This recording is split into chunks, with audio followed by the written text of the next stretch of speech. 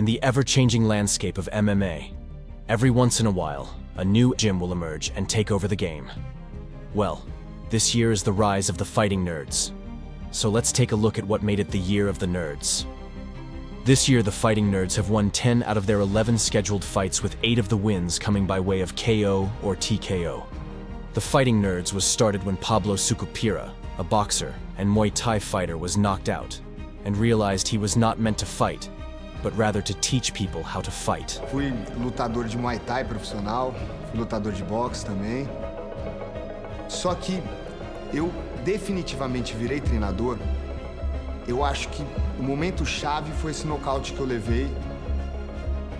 E nesse momento eu vi com clareza que, mano, não era lutador.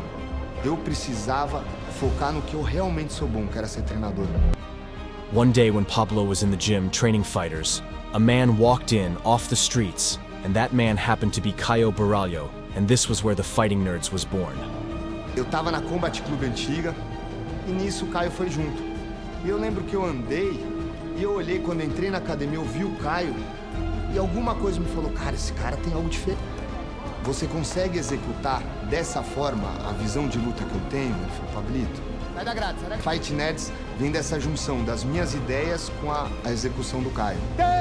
Next, let's look at their record this year, and what could and should be next for each fighter. Caio Borralho had 2 fights this year.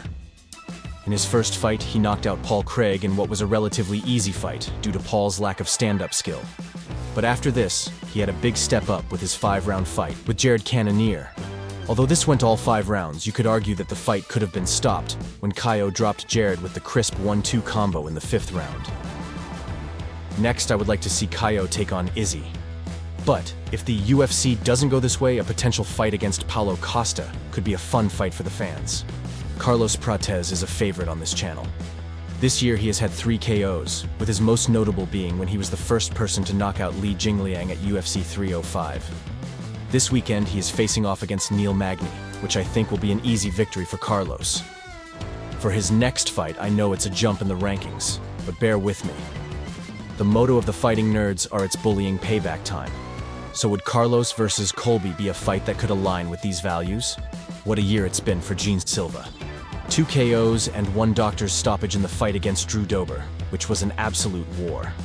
A fight that would be good to see and also gets him in the rankings would be against Rafael Fiziev or a Benoit Saint-Denis. These would be good stand-up fights with ranking implications. Mauricio Ruffy had 1 fight this year where he stopped Jamie Malarkey in the first round, showcasing sharp striking and some inventive takedowns. And last but not least, we have Bruna Brazil.